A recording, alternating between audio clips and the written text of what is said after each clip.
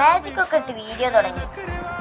Balloon വീർപ്പിന് ശേഷം ഒരു ക്യാപ്പില്ലാത്ത ഒരു ബോട്ടലിനെടുത്ത് അമർത്തി കൊടുക്കുക. അപ്പോൾ ബലൂൺ അതിൻ്റെ ക്യാപ്പായി മാറും.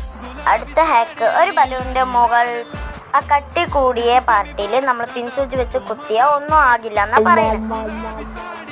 പിൻസൂചി ഉള്ളിൽ കയറിയില്ല, അങ്ങനെ വേറെ പിൻസൂചി എടുത്ത് ഉള്ളിൽ കയറ്റി ബലൂണിനൊന്നും പറ്റില്ല. അപ്പോൾ ഈ ഹാക്ക് സക്സസ്.